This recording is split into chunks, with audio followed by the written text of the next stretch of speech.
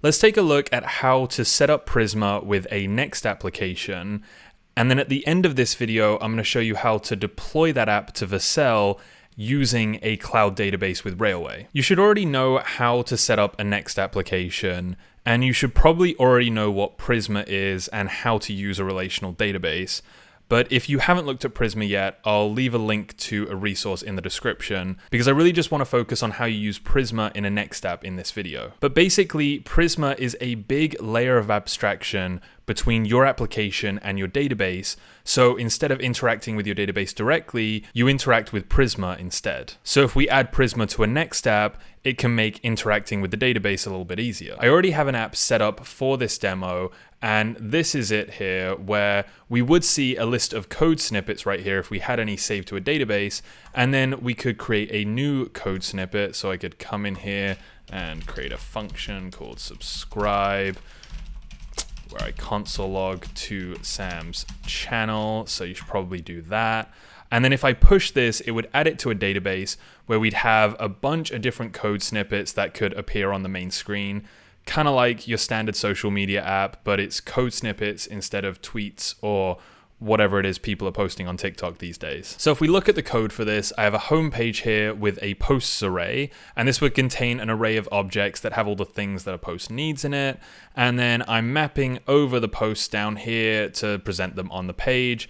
And then I have my add post page, which just has a form. And when we submit the form, I'm console logging out the code and the language, but that needs to get saved to a database somehow. So right now, this is all just a front end app. The front end is set up to work completely as it needs to, but there's no back end stuff and there's no database, and that's why we're going to add Prisma. So to actually add Prisma, I'm going to go to my website first because I have instructions here on how to add Prisma. I also have another article on why you should use Prisma, which you might want to read. But it has some examples in here. I think there's one at the bottom or in the middle somewhere that is a quick comparison. So here's what a function to get posts might look like if we were doing it with MySQL. And here's what it would look like with Prisma. So it's that layer of abstraction that we're looking for. We just want to kind of simplify things and treat things as JavaScript objects rather than having to think about the database and joins and other things that we just don't want to think about. So anyway, to install Prisma, first we're going to add Prisma as a dev dependency and then Prisma in it. So I'm going to come over to my Next app here and run these commands. I missed the Y. So add Prisma, and then we're going to call Prisma init. And this is going to add a Prisma directory to the project that has a schema.prisma file in it. And here we're going to add all of the models or all of the tables for our database. But the first thing we need to do is actually give it a database URL. Which database is it going to connect to right now so that it can start creating tables and persisting data? So we also get this .env file that has a example database URL in it. But one issue I have immediately with this is that Next apps, and if we go to the documentation, Next Env Vars, Next applications don't treat .env files the same way that Prisma does.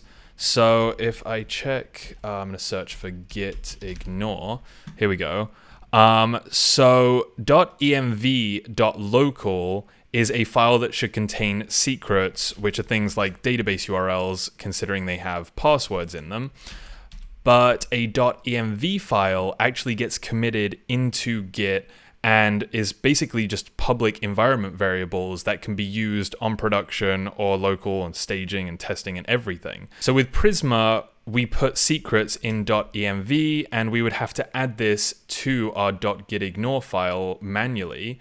But with Next, we only ignore the .env.local files, and we actually commit .env into our source control. So this isn't a huge deal. You can leave it at .env and then add your .env to your gitignore. But I prefer to do this the Next way because this is a Next app using Prisma, not a Prisma app using Next. So what I'm going to do is rename the .env to .env.local, and this is now ignored by Git and is the more next way of doing things. And it isn't just Next that treats .env files this way, a lot of different frameworks do. So I want to go with their standard rather than changing things just because I added Prisma to my project. But this does mean that most of the Prisma commands won't work by default. So in order to actually use environment variable files with Prisma, I now have to install another dependency, which is going to be yarn add, this is a dev dependency, .env CLI. And then we're going to have to write a couple of scripts to get the Prisma stuff working. So I have all of this in the article here, and I kind of explain this here. But basically, we're going to need all of these things. So if you look at Prisma's documentation, they'll have commands like Prisma migrate dev, Prisma db push, Prisma migrate reset, things like that. Instead of running these as is, we're going to have to prefix all of them with .env.env.local, because this is where we're actually keeping the secret environment variables instead of just .env, and that's all Prisma works with out of the box. So I'm going to take all of these and I'm going to put them in the package JSON, and we're going to use these scripts instead of just running the Prisma stuff directly. But all I really need to do there is copy and paste them in, and then I'm good to go. So I'm going to leave that now. So I have to tweak the .env stuff because it's a Next app, but then after that, everything's just mostly normal except for the commands, but I'll show you how to use them and everything will be fine. So the first thing we need is a database URL. And you need to think about if you're going to be using a local database on localhost while you're developing, or if you want to use a cloud database. So I would suggest using a local database on localhost while you're running your app on localhost, and then choosing a cloud database once you actually push this to the cloud. But it's completely up to you, and a lot of examples I see online have people set up a cloud database from the get-go. But I'm going to use a local instance of Postgres. So I don't even need to really interact with Postgres right now. I already have that set up on my machine, and I have a user called username, and that username's password is password. I did it that way so it was super easy to remember. It is running on localhost, the normal port, and I am going to call this database, what is this? This is code examples demo. Okay, so that's the name of the database. So that's the structure for a Postgres URL, and I will show you how to set up a cloud database towards the end of this video.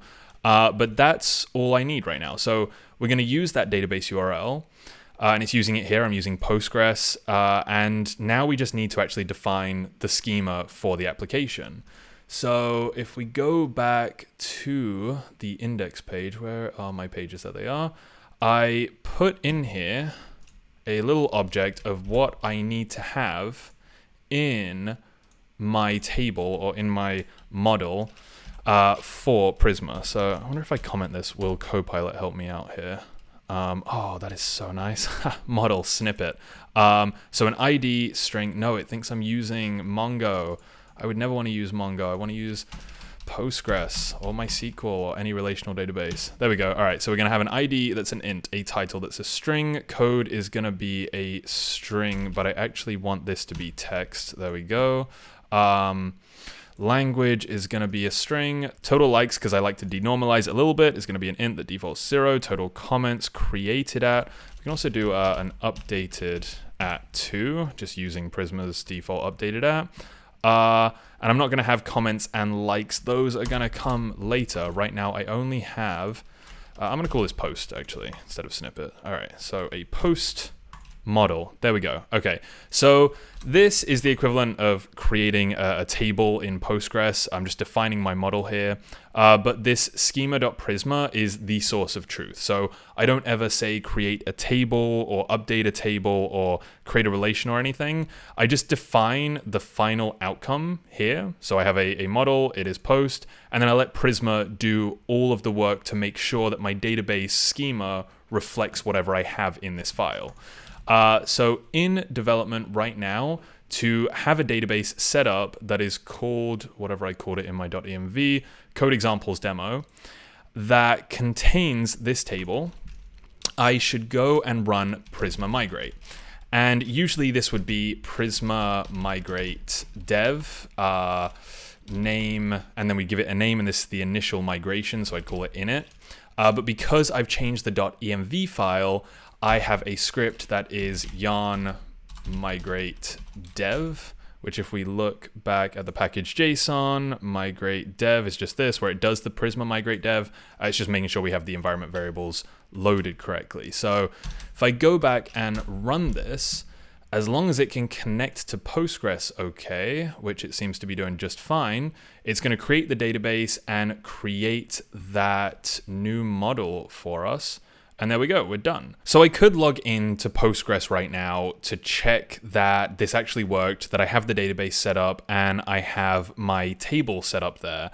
But instead, what I'm gonna do is use yarn Prisma Studio to open up Prisma Studio, which is a really, really nice GUI that shows us all of the models in the database, and it uses the details from this environment variable, so I don't have to remember to log in as that user and that password and the database name. I just run Prisma Studio and I can see what is in the database. So here's my models. I only have one. It's called post. Here are all the different attributes I have on the model, and I can come here and I can view the data, I can update the data, I can add a record if I wanted to, which I'm not going to do right now because I don't want to deal with that in this GUI right now.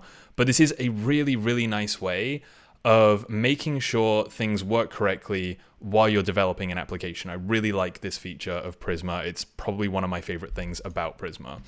But right now, I want to set up in my application a way of creating a new post programmatically, and then we should see it show up here. So if we go back into the application, and actually before we do anything else, I will show you there's a migrations folder here, and this does have all of the SQL that was needed to get to the current state. So I can see that it did a create table post, and here's all the stuff in there. You do commit this into source control, but for the most part, you really never need to look at this code. You can just leave it alone and make sure that you don't modify the migrations directly. You always just modify the schema.prisma every time you need your schema to change. So I'm going to close all of this now, and I'm going to go into my add post page, because here is where we're handling the submit. So right here, we need to figure out how to get this data into the Prisma database. And this is all client side, remember? So Prisma is only going to be connected to, or any database in general is going to be connected to from the server. So this is going to be a two-step process. I need to post this data to a server and then have the server connect to Prisma. And since we're using Next, I'm just going to use the Next API to do this. So I'm also going to install Axios because I'd rather use Axios than fetch. So first I'm going to yarn add Axios. And then in here, I already have Axios imported. That's nice. So I'm going to do a post request. Oh, look at that. That's super easy. Okay, I'm just going to let Copilot take over for a minute. Boom, done. That seems fine. Okay.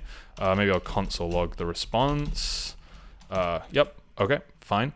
So I'm going to make a post request to /API/posts, and I'm going to pass in the language and the code. And that is, I got an internal server error. How? I haven't even done anything. Okay, that was a mistake.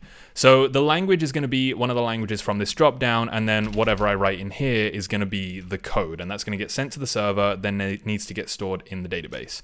So I need an endpoint at /API/post. So if I go into the API directory in my pages, and I'm just going to create a new file called posts.js.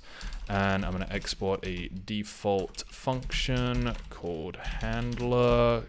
Really want Copilot to take over at this point, but it's not. Oh, there we go. Perfect. Okay. So we're going to get the method. If it's a get request, no, I'm not actually going to handle get requests right now. I'm only going to handle a post request, and we're going to allow post requests. Okay. So if I make any other requests, they get a 405. But if it's a post request, we are going to have some data. So the post data is going to be the rec.body that should contain, I'm actually going to destructure it, that should contain the language and the code. Am I calling it code? Yeah, it should contain the language and the code. Okay, so I've got that data. And now I just need to put this into Prisma. I just need to get this into my database. I have that table. I have the, where's my schema? I have this post table. I just need to save the title, the code, and the language. Oh, I don't have a title spot. That's right. I was taking the title from the code. Okay, we'll figure the title out in a second. Actually, I guess we need to figure it out right now. So what I was going to do, my plan for this is that the title would just be the first line of code. So if you had a comment here, like sums two numbers, then you create a function called sum, and it would just figure out how to get this as the title. So I'm going to make a function here. Okay, function title from code. Do you think Copilot is good enough to get this? Okay. Does that do the thing that I just said? If we split on nothing, why is it splitting on nothing? Filter, oh, it's splitting on a new line. Okay. And then I think this is actually overkill. All right, so I'm just gonna do code.trim. We can split on a new line, sure, and we'll just get the first line, and then I'll replace that with nothing. So if it's a JavaScript comment, it will work, but it won't really work for anything else. So, you know what? Let's just go with that. It's a JavaScript comment. Fine. All right. This is overkill.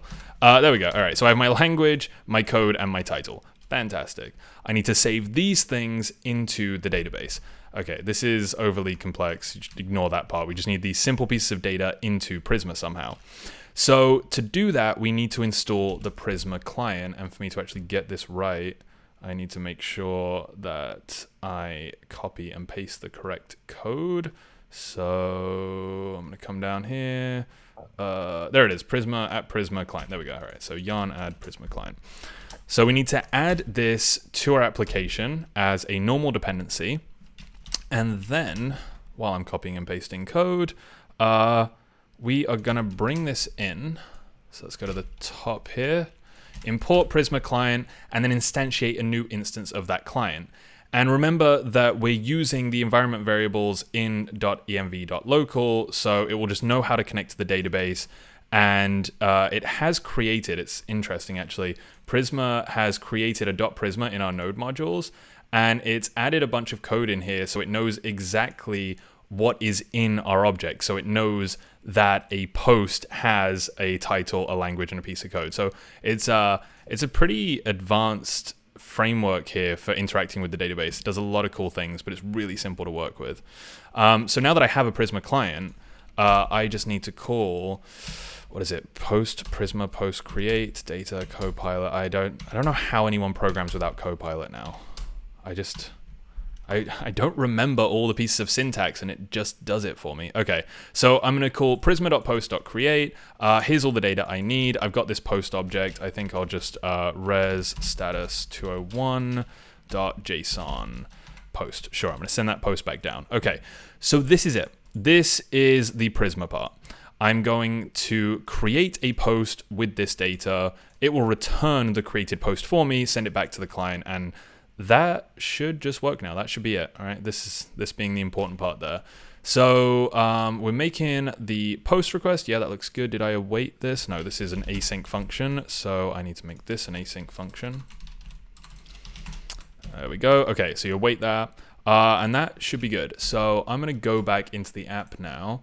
I'm going to open up DevTools just in case things go wrong, or when they inevitably go wrong. I'm actually going to open this up to network. I want to see what's going on. Oof, zoom out a little bit. Okay, fetch. All right. So let's actually try with that. Let's see if the title works. So I'm going to push this. It made a post request to /API/post. We got the 201 created. The response seems to be an object as if it came back from the database. It has all the default values filled in. My little title function works. Yay. And that's it. So if we go back to Prisma Studio, I'm going to refresh this. And yeah, there is the object in the database that now exists in my Postgres database. Right there, I can view it in Prisma Studio. I can see that everything's working. I can't believe that worked first try. That's insane. That's probably the most interesting part of this. I wrote code that worked first try. Okay, cool. I can create a post. Should probably create another one. I don't know. I don't get Copilot in the browser. That's the issue. What's another good function? You know what? I can just copy all this. Prisma example 1. There we go, that's some JavaScript, push that. All right, saving to the database. I'm pretty sure it's, yeah, there we go. We got 2 things in here now in the database. But now I need this to appear when I go to the homepage. I want a list of all those things as if this was a social media application. So we need to now get all of the posts and display them on a page. And before we do that, this does need a little bit of refactoring, because we should only ever create a single Prisma client for our entire application. And if I continue down this route, I'll be having a Prisma client in each API endpoint and maybe on the pages too. So this just needs to exist in one location. And Prisma does have something in their docs about this. I'm just gonna Google Prisma Next, and oh God, no, this is not the docs I want. I'm gonna find the docs. Okay, here we go. I found the docs. This is best practices for instantiating Prisma client with Next.js. I might actually, I'll just link this in the description for everyone. But we need to instantiate a single instance of the Prisma client. And on top of that, we need to deal with how Next refreshes different files when we're in dev mode. So we can just copy this file directly that they have here that instantiates a Prisma client. And I am going to, what am I going to do? I think I'm going to create a new directory called server. Yeah, let's do server. In there, I'm going to have db. And in there, I'm going to have a file called client.js, similar to the T3 stack, except I'm not using TypeScript, so I don't need half this code. Yay. All right. So is that good? Yeah, I think that's good. All right. So the short part here is that we are creating a single Prisma client for our entire application. If we're in production, then we're not doing weird stuff with this global stuff. This is actually logging the query. This will log the SQL query every single time we make a request to Prisma, which can be actually really nice, but really messes up your console if you don't care about the SQL. So I'm just going to take that out for now, but that's it. And now every time I need the Prisma client, instead of doing it this way right here, I'm going to import Prisma from, what did I call this? No, I need to go back up to server db client. There we go. Okay, so I got Prisma, and this should still work in the same way. Maybe I'll add another post just to make sure. So we'll create a snippet, JavaScript. Let's put in that piece of code there we go. Actually, that's TypeScript. Let's do that then. Let's test out everything. All right, let's push that. And, oh, request failed. Okay, so that code doesn't work. Let's look at the logs. Await Prisma post create does not work because, wait, Prisma is undefined. That's kind of weird. Why is Prisma undefined? Because, oh, it's not a default export. Oh, okay. Yeah, all right. So we're not importing Prisma. We're importing Prisma. Okay, that's fine. I guess we might want to export some other things there. Okay, let's try this again. Push. That seemed to work correctly. Let's check Studio, refresh this. There we go. Okay, so we got all of those things working. Fantastic. Okay, so the reason we did that, we now have a single Prisma client. If I am posting to the database, cool, Prisma post. But now I need to go to my index page. And here I have an array of posts, and this should be an array of the objects coming back from the database. Right now I've hard-coded it to an empty array, and I can actually just delete this comment here. So I need to get this data into my home component, into my home page, and fetching data from the server in a Next app can be done in many ways. We can do it the React way with a use effect, and just on the component load, I could make a GET request to my server that then connects to the database and grabs the data and sends it back. And everyone's probably done that, and I have videos showing how to do that. So like, we know what's going on with that. But in a Next application, we don't need to do the use effect data fetching. In a Next application, if I want this page to load immediately with those posts, I can use get server-side props or get static props if I don't think it's going to change or I want to deal with that stuff. But I'm going to use that. I'm going to use export, what is it? Function. Oh, I guess it's going to be an async function, get server-side props. Help me out here, Copilot. Thank you. And I'll probably make another video on how get server-side props works and the difference between that and static props and static paths and all the stuff there. But essentially, get server-side props, let's just make a comment here, will always run on the server. So this is server-side code. So instead of needing a use effect, I can have a function that runs on the server and connects to the database directly. And in this case, I want to use get server-side props. I want my posts and actually this entire page to be rendered on the server and not have to deal with the use effect stuff on the client. So because this is a server-side function, that is the only way this works. Because this is a server-side function, I can import Prisma straight into here. So import Prisma from server db client. There we go. Okay, server-side code, server-side import, and then I can use Prisma in this get server-side props. So this is just going to be const posts equals, oh my god, look at that. No, I don't need to include anything. I literally just need to find many. Done. Okay, this is like your select star from post query. So I got all my posts, and then I'm gonna throw this into here. Yeah, just like that. Okay, so get all my posts from the database, return that in this props object here, which means that I should have a posts array passed in here. I no longer need to create this stupid empty array. And then that's it. I should get my array of objects from the database, pass it into this component, and then see it just listed out here because I said all my front-end code works and you're just going to trust me on that. So if we go back to the client now and I go back to the homepage, let's look at this. We should see a big fat error saying error serializing blah, blah, blah. The error serializing objects thing in Next happens sometimes for me, but happens always when I'm using Prisma. And the reason is Prisma will take any of these date objects right here and will convert them to JavaScript date objects. And those are not serializable objects.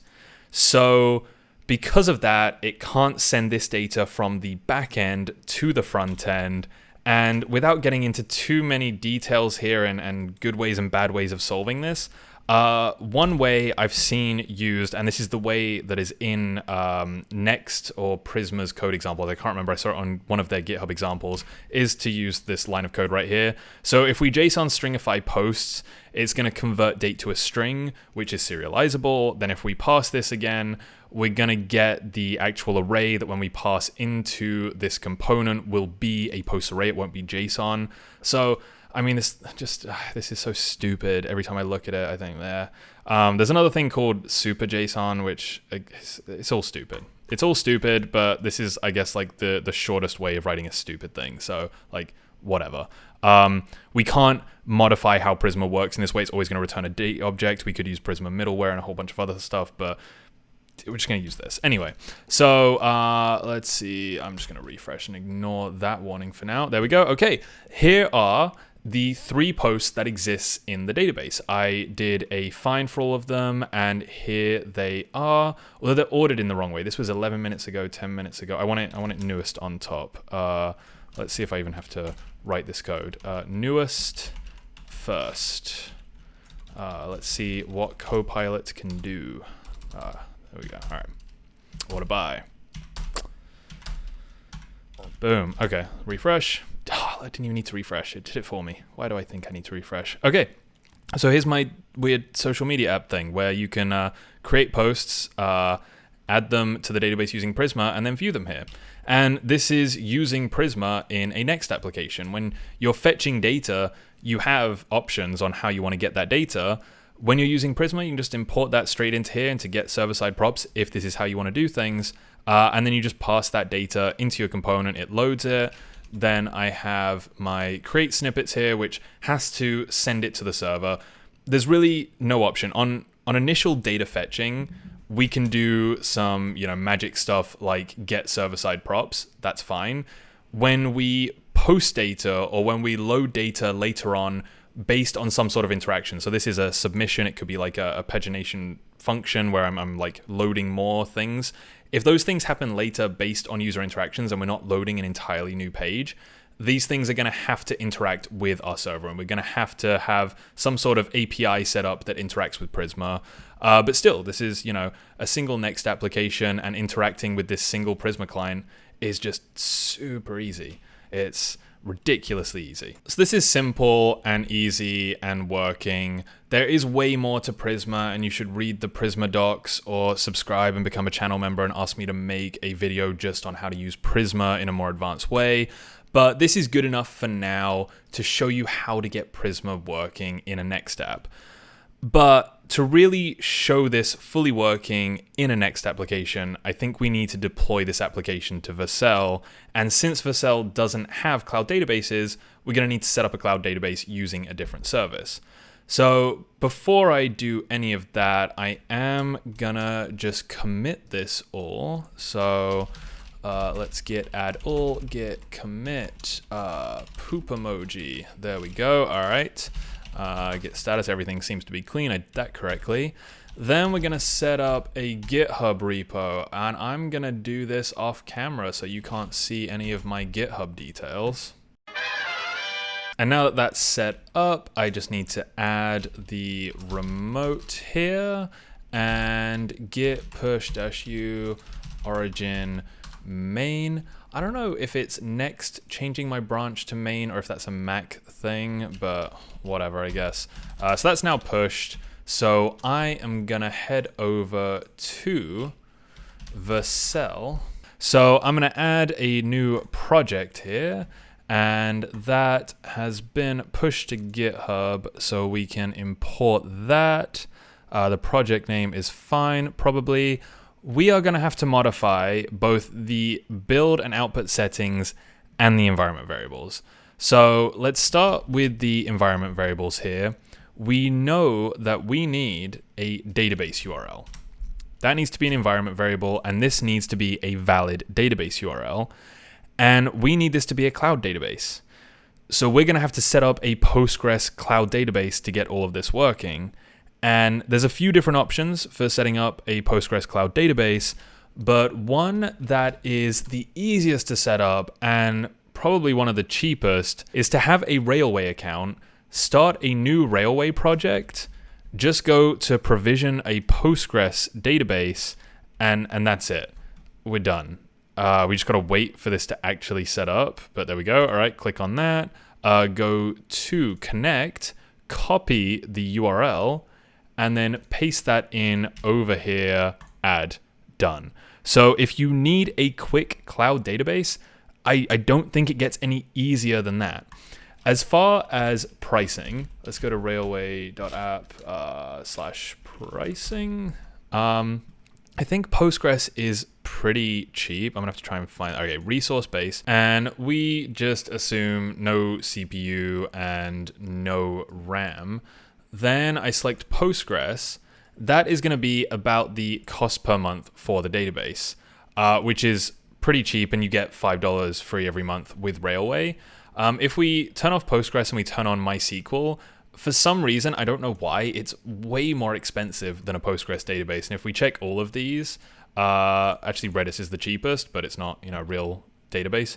So if we were choosing between Postgres, Mongo, and MySQL, and only went based on cost, it would have to be Postgres. So that's why I've been using Postgres with Prisma for Next apps, because of how cheap it is to get with Railway. But anyway, I have my database URL in there. That's it for environment variables. That's all I need right now. Then the build command we need to override, because we can't just do a next build here. We have to first run any migration files against the database. So right now, our migration file, if we go back into that folder, it is Prisma, which, oh my God, all the node modules opened up. There it is, Prisma. We have this post table, there it is, migrations, this code, right?